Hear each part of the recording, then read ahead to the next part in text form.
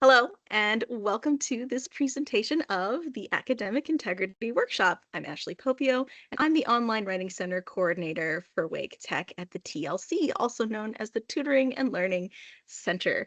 You may come to us occasionally for tutoring or for help with assignments or to understand things better. You're always welcome to do that. Today, we're here to help you understand academic integrity better. So here we go. Um, Welcome to the Academic Integrity Workshop. We're giving this presentation today because there are many reasons you might not know about what academic integrity is, or how to follow the rules of academic integrity, or even why academic integrity matters. So the first thing that we're going to do is take the pretest. That's because before we even get started, we need to document what you already know. We can't know what we taught you if we don't know what you already knew.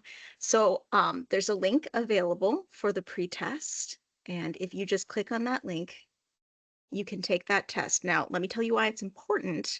Taking this test proves to us that you were here at the beginning of this presentation and to give you any spoilers, but we're going to give you another test at the end that will prove that you were with us throughout the presentation. So please go ahead and pause this presentation and take that test now.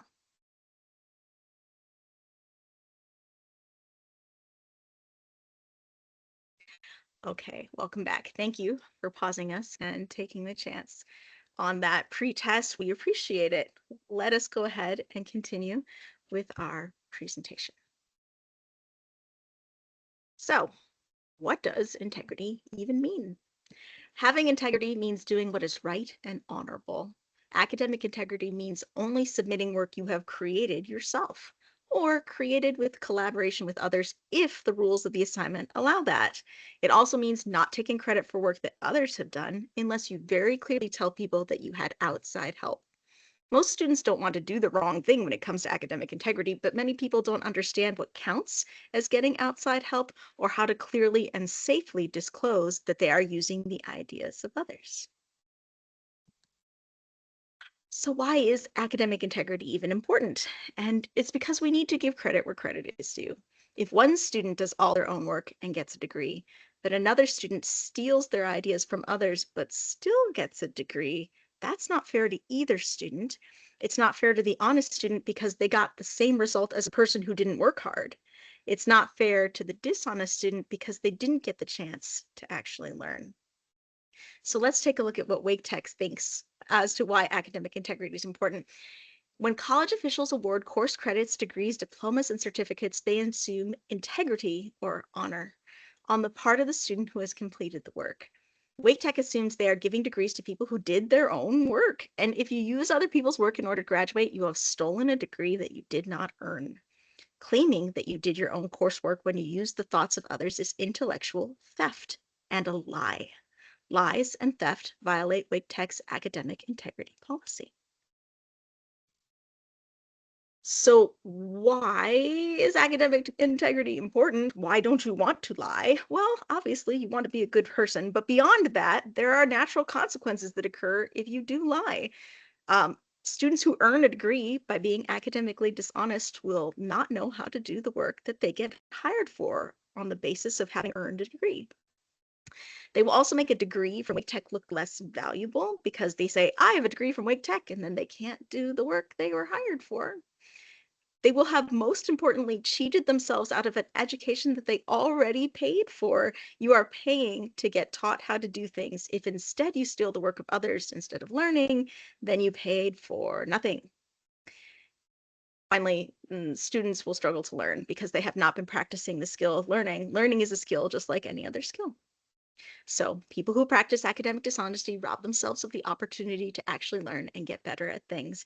Even if they get a degree, that degree will be meaningless because they didn't learn in order to obtain it. They'll own an expensive piece of paper without improving themselves. When they go out into the workforce and don't know what they're doing, that looks bad for Wake Tech. So academically dishonest students don't just make their own careers a disaster, they also make it harder for all other Wake Tech graduates to get hired and be taken seriously. Here's what the Wake Tech School Code of Conduct says that you as a student must do. When college officials award course credits, degrees, diplomas, and certificates, they assume integrity on the part of the student who has completed the work. Students should compose content that reflects their ideas based on their own experiences, reflection, and research. Wake Tech Community College expects students to demonstrate the highest personal integrity in all academic work and behavior. Effective education depends on an atmosphere that is conducive to learning based on a commitment to honesty, trust, fairness, respect, and individual responsibility. And creating this atmosphere is on all of us. You have to be honest, and we have to trust you to be honest. Right? You've probably heard of cheating and plagiarism before, but you might not understand what behaviors those terms cover, so we're going to review. What is cheating and what is plagiarism? Well, the Student Code of Conduct for Wake Tech defines cheating as improper sharing, which is when you receive or give another student any unauthorized information or material during or after a quiz, test, exam, assignment, or final. There's also unacceptable collaboration, and that means working with other people or AI, either virtually or in person, to complete a quiz, test, exam, project, or assignment without prior approval from the instructor. Now, of course, that's important because you'll have plenty of group assignments where your instructor will say, hey, these 4 people are going to complete this assignment. These days, you're even going to have an assignment where AI is required. Your instructor will say, you must use AI to brainstorm 6 ideas to write this paper about before you even get started writing. Obviously, that's okay. The bad part is if when you do it without prior approval from your instructor. The Oxford Dictionary defines plagiarism as the practice of taking someone else's work or ideas and passing them off as your own. Notice that since that definition was not my own, I told you that it came from the Oxford Dictionary. If I'd simply put that it was my definition of plagiarism, I would have plagiarized a definition of plagiarism, which is fairly ironic. So copy pasting is when you use somebody else's exact words without adding quotation marks to show that they are somebody else's exact words. Without the quotation marks, it's tough for people to tell which words are yours and which words belong to a different person. You can also get in trouble for plagiarism if you're not giving credit to the people whose words you have borrowed to make your point. Forgetting to properly cite which resources you got your information from through both in-text citations and a works cited or reference page, that's plagiarism. In-text citations and full references are both shown there in the image on the screen. The in-text citations are little bitty citations that only have the last name or the title of the source that you're referencing, followed by either the date or the page number, depending on which type of formatting you're using. And on the reference list, you have all of the information about your reference, including things like publisher, date, even the URL if it's an online reference. Okay, moving on. So we're going to teach you about academic dishonesty so you don't do it by accident. I would say 98% of the students who get caught for academic dishonesty have not been doing it on purpose. So it wasn't your fault before, but now that you know what's going on, you'll be sure to make better choices in the future. So cheating is more than just copying answers or buying an essay online. Both of those certainly are cheating, but academic dishonesty covers far more than that. So let's look at a few more examples together. So first of all, collaborating on an individual assignment, an assignment that was meant to be just your work, that's cheating. That's academic dishonesty. Do not collaborate on an individual assignment. When an instructor assigns an individual project, it's usually assumed that the project exists to test your knowledge, your prowess, your capabilities. By dividing the assignment up between a team of people, even if that's only a team of 2, you're basically borrowing somebody else's skills, knowledge, capabilities, which sabotages the goal of the assignment, which is to see how you do. Yes, I see we have a question from a student. What, Megan? So, what if I wanted to be like working on my work with some friends, or what if I had a friend help me with a paper? How do I know when it's unethical? Having a study group where you and a few friends get together in the library and work on your own individual papers at the same time is certainly not a violation of the code. Checking each other's papers for things like spelling and grammar, and even making suggestions or questions like, I don't quite understand this thesis statement. Should you maybe rephrase? Or I don't think that this ending is as strong as it could be. Have you read the professor's notes about how to use an impact statement? None of that is cheating. Here's what's cheating: passing your paper to the person on your right and saying, I don't actually want to write about the history of vegetables. Will you please do paragraphs 1, 2, and 3? That would be academic dishonesty and collaboration on an individual design. So here's the thing: even if your project is better because somebody else helped you, it's still dishonest if you didn't do it yourself and you were supposed to. You don't want to have a perfect paper. You want to have a paper that is your paper. All right. So, is there a time when collaboration could be okay? Megan, do you have any ideas about when it might be all right to do some Oh, collaborating? yes, we just talked about that on the last slide, that it's Certainly. okay to have a friend help with maybe something like an unclear part, or maybe if you missed part of the assignment and your classmate refers you back to the assignment sheet to help you to fix something. Yeah, so that would be a time when it would be okay to work in a group with friends, but you're all still doing your own paper. Okay. But what's an example of when collaborating would not be okay? Would not be okay to have my friend write like a certain, like, oh, I'm really bad at introductions. Could you write an introduction for me? That would not be okay. Excellent example. All right. Taking a look at our next slide, giving a friend inside information about tests that other students don't have is academic dishonesty. So providing anyone extra information about things that are secret ahead of time, like tests, that gives them extra time to study. That's not fair to the people who had the same amount of time to study as you did. So do not give exam questions to a friend in a later class. When you give someone extra help in preparing for a quiz or test by warning them what the questions will be, you have committed academic dishonesty. Even if you don't supply the answers, you just tell them the questions. Still not great because you've given your friend an unfair advantage. The person sitting next to your friend in class won't have had the questions beforehand. Your friend can just then go look up those questions in the book and keep repeating them over and over in their brain until they get into the and sit down and write them down as fast as possible. That's cheating. Don't do that. You've compromised the fairness of the test. Tests are created to be a fair and equal gauge of one's knowledge of the curriculum for each student. So by warning someone of what the questions will be, you create an unfair situation. So Megan, you're up again. Is there a time when sharing exam information could be okay? I guess if like your instructor tells you that there's a student who maybe won't be able to do the exam at the same time, and they've asked you to please help that student study, maybe? Or what if, for example, it was a take-home exam and one of your fellow students was having an internet outage? Oh, yeah, that makes sense. Because you're not sharing any information that wasn't already shared with every single other student. You're not giving an Mm, unfair advantage. Well, what about an yeah. example of when it's not okay? Oh gosh, it would not be okay if I was in the 9 o'clock class and I knew my friend was coming in the 10 o'clock class with the same instructor. And if I just like took a picture of the exam with my phone and showed them that, that would be bad. That is correct. That would be such a violation of academic dishonesty that if you were caught, things as serious as expulsion would be discussed. Oh my gosh. So uh, hang in That's there, scary. Megan. You can do the right thing. We're going to show you how.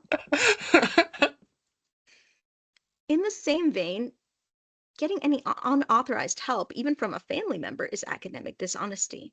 Many people have been getting help from their family members their whole lives, so it's natural and second nature to be like, ugh, I hate writing essays. My mom's already a professor. Why don't I just ask her to do it? She writes great things all the time, because you ask her for help for things like, baking and cleaning your room and teaching you how to drive.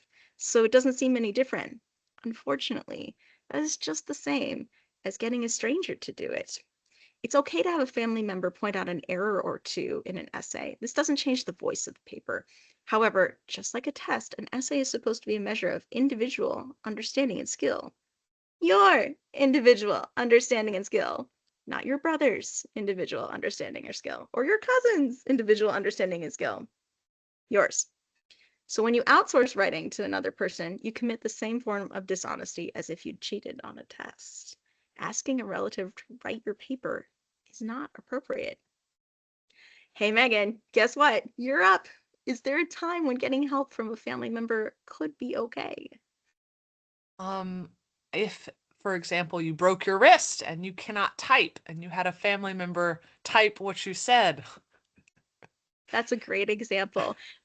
Also, if you had a specific disability on file with disability services that allowed a family member, for example, to read things out loud to you or to type down things that you said. Even if you have a disability allowance, all the ideas should still be yours. When your Mm. mom is writing down things that you say, she should not slip a few sentences of her own in there. She should instead be listening to you and making sure that she is reliably putting your voice on paper. So, when's an example of getting help from a family member would not be okay? Yeah, it would not be okay to get your mom, who's an English instructor, to just help out with writing the introduction and the conclusion and maybe adding a few details in the middle. That would not be a good idea. I, for example, have a daughter who was applying for colleges, and to ensure that academic integrity was observed, I could have totally written her entrance exam paper for her. I'm an excellent writer. I know how to write, but that's not what they wanted. They wanted to hear from her. So after she was done writing her own paper, I looked over it and I asked her questions and I made suggestions and I told her where she could put a comma or two. And that is about the level of what your parents and your relatives and your friends are allowed to do for you without violating the academic dishonesty policy. So it's not just parents and relatives, is it anymore? Do not use AI like ChatGTP to create whole assignments. Oh, it's tempting. I know it's tempting. ChatGTP especially has gotten incredibly brilliant at solving problems and answering questions, and students have discovered that if you ask it to write a paper for you, it will do that. But using AI to create or draft any course assignments without permission is academic misconduct. And this includes everything, not just writing answers but discussion posts, like creating responses to your classmates. You know how you're supposed to submit your own post and then respond to two classmates? If you get AI to write those, that is academic dishonesty unless the professor said that you could do that. You can't get them to make works cited pages whole cloth. You can't do any other submitted work unless the professor says that it's okay. Now, good news, professors all over the university are incorporating AI more and more. Using AI is not dishonest. Using AI and lying about it is dishonest. It's the dishonest part of the dishonesty that is dishonest, if you get what I mean.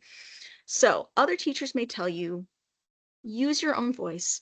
And that means that your writing should sound like you, not like a machine. AI writing tends to be a little formulaic and generic and polished in an unnatural way. So if your work suddenly sounds different from your speaking style or from your usual writing style, a good writing professor will know immediately that something is off. So make sure that you don't use AI without permission, because that is cheating. All right, Megan, what's the difference between using AI to brainstorm versus using AI to write your whole assignment? I guess if I just use it to brainstorm, then it may come up with several ideas, but then I still have to decide which idea I want to use. I'm not just going to say, ChatGPT, write me a paper on a current event, and then it'll just choose and it'll write a paper. But if I say, give me several possible current events, which actually ChatGPT would probably be pretty bad at because it may not necessarily know current events. But if I asked it to give me several possible topics, then I would have to pick a topic and then I would have to research it. And it would just give me a start, just like I might get if I talk to a classmate. And why do instructors care about your own voice? Why should that matter to them? And what does that mean to you? It goes along with what you were saying earlier about how we have to capture our own learning, like that if it's our degree, It has to come from us. It has to be our ideas, our um, our thoughts.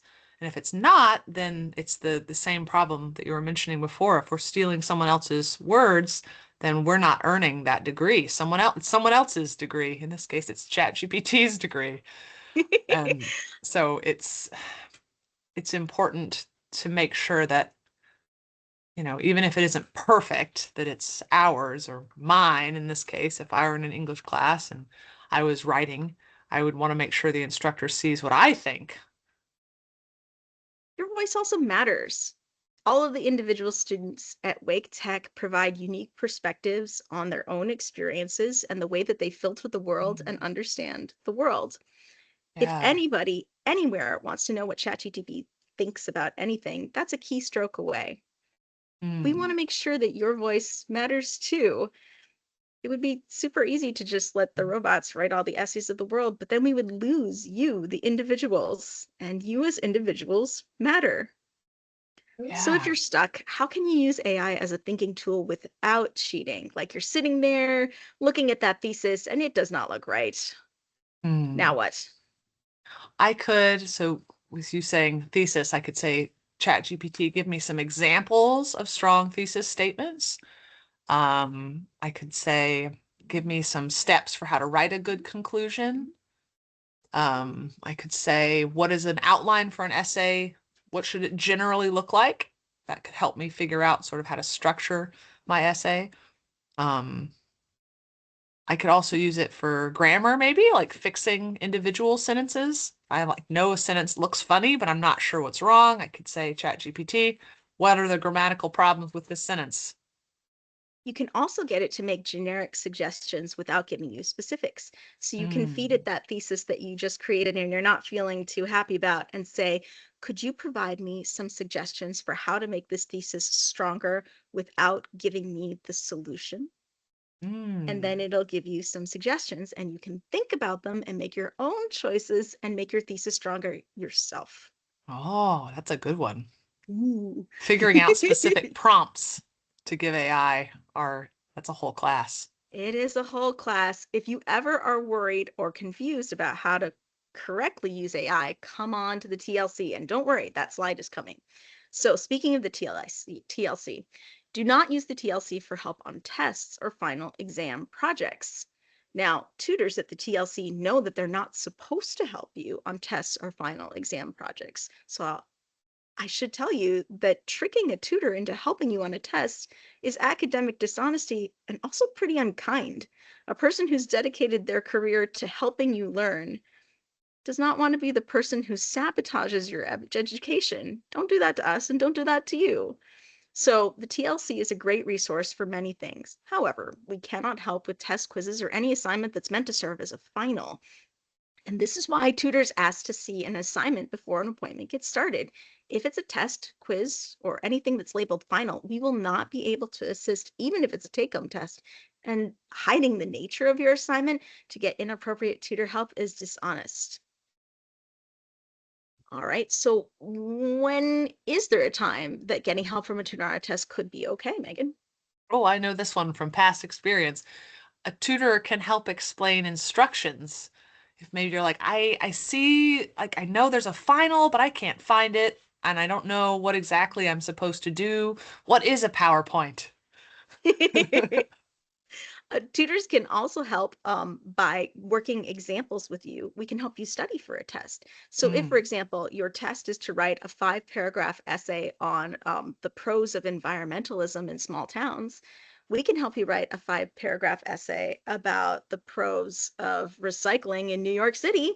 And you can learn how to write a 5 paragraph essay so you've had practice. And then when you go hit your own prompt and do your essay yourself, you'll feel more confident. So, what's an example of when getting help from a tutor on a test would not be okay? It would be really bad to like write down all the math test questions and then bring those to a tutor and say, "Hey, here's just this random worksheet that I have." Tutors are not perfect and we're not psychic. If you want to trick us, you can. It's just cruel That would be bad. and and not good for you. And if you get caught, there are serious consequences. So please don't do it. All right, next up. So, promoting academic integrity. Here are 4 ways that you can ensure your own academic integrity. We've been telling you a lot of negatives. Here's some positives. Here's the right stuff to do so that you don't get in trouble and so that you do your own learning and so that you're on the right side of Wake Tech's student code. So first thing you can do is ask your instructor. Ask your instructor anytime you're even the least bit confused about what you're allowed to do on assignment. Before doing your work, ask your instructor whether collaboration is acceptable on this assignment, whether that collaboration is with a classmate or an AI. If it is, ask them what levels or types of collaboration are okay. Your instructor will be happy to answer, or at least they will be required to answer, and it will avoid any gray areas that could result in you accidentally getting into trouble. It is always my opinion that these sorts of requests should be put into writing. An email is an excellent way for your professor to respond to you quickly, and also so that you have written proof of exactly what sort of things you're allowed to do so that there aren't any misunderstandings that can come from an oral conversation. For example, if your teacher says, "Oh, sure, you can use AI," and you think, "Oh, yeah, can, I heard can," and then later he said, "No, I said you can't use AI." Well, that's hard to prove, but if you've got an email, you have it in writing, that is my professional recommendation. So AI is a great example. Your professor's syllabus will have their general AI policy, but they might have different requirements for each individual assignment. For example, they might say something like, for project 2, it's completely acceptable to use AI to create an outline, but for project 3, you should be capable of doing your outline yourself. So don't just use the levels from the last assignment to make your decisions. Ask your instructor, talk to your instructor, read your instructor's directions, and if you have any worries or difficulties about interpreting things that your instructor has written to you, come to the TLC and we will assist you.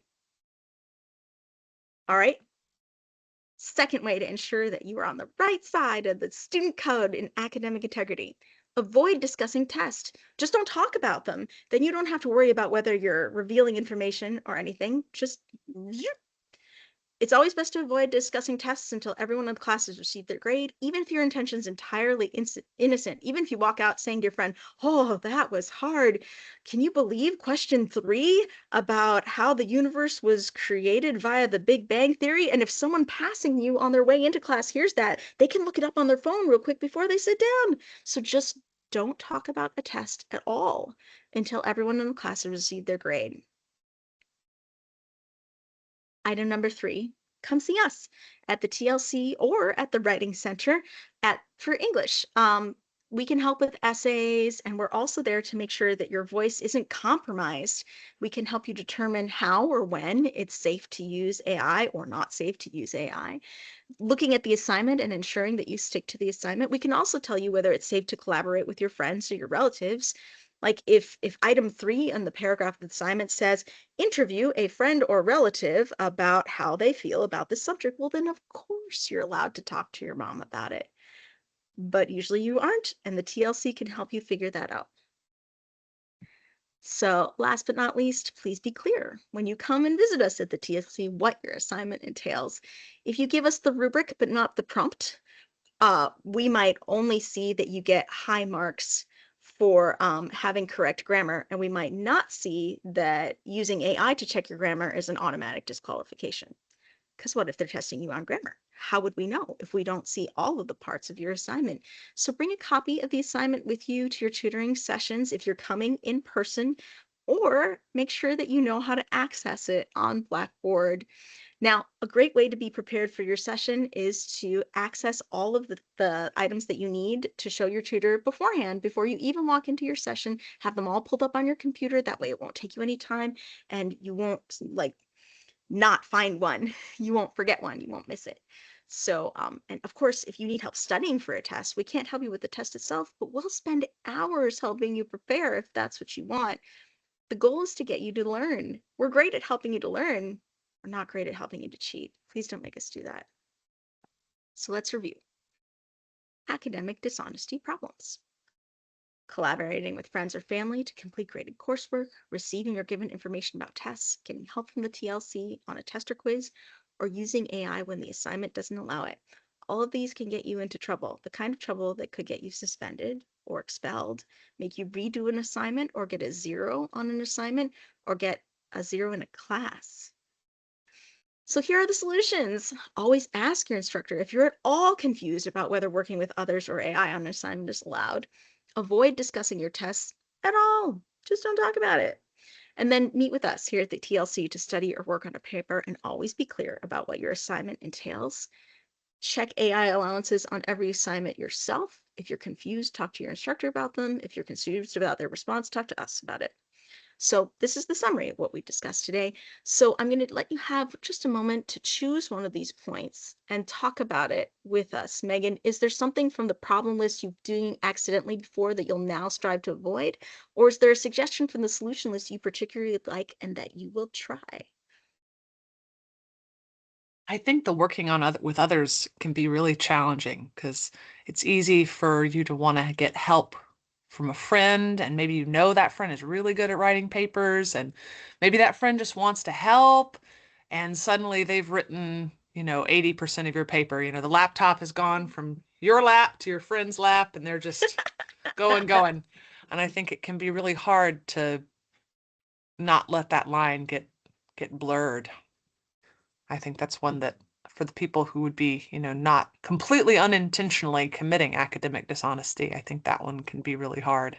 And of course, we don't want to tell you stop working in groups, because studying in study groups has been proven over and over again to give students confidence and to better understand material. Just remember that the point of a study group is to help your friends learn and to help you learn. And if you find somebody's doing something for you instead of helping you learn, you've crossed Mm, the line. yeah, that's a good point. Think about how it feels. Does it feel like someone else is doing it for you, or does it feel like they're helping you to figure it out for yourself? So, Yeah. what about some of these solutions? Are there any of them that appeal to you particularly? Well, obviously, I think going to the TLC is always a good idea. Um, I think I really do think that learning one-on-one is the best way to learn, unquestionably.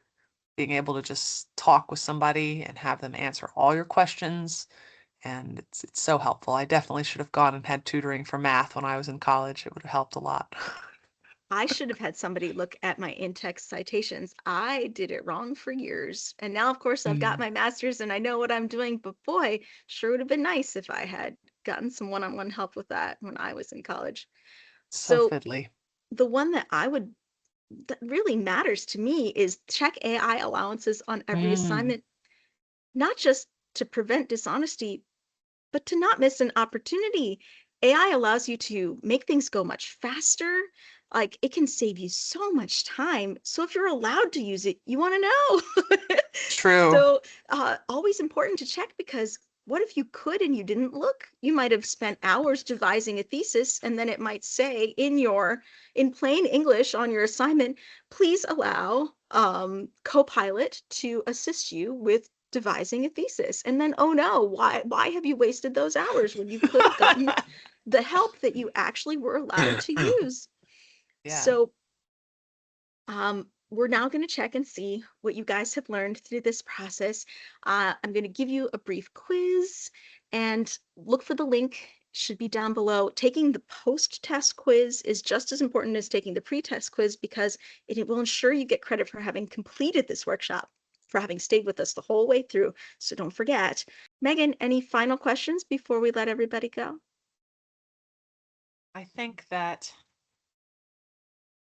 asking your instructor questions is like the most important thing. So important. So I think that's the main takeaway. Just if you're ever confused, just always ask. And if you ask, then there will never be any problems with, oh, I thought this, I thought that. And you're absolutely right with what you said before. Make sure you get it in writing. Don't just rush up to your instructor at the end and ask a quick question, and then, your instructor doesn't remember what they said and you don't remember what your instructor said. Make sure you get it in writing. Very good points. What if your professor, like many busy professors at any university, struggles to respond to their emails within the 1 hour that you have before your paper is due?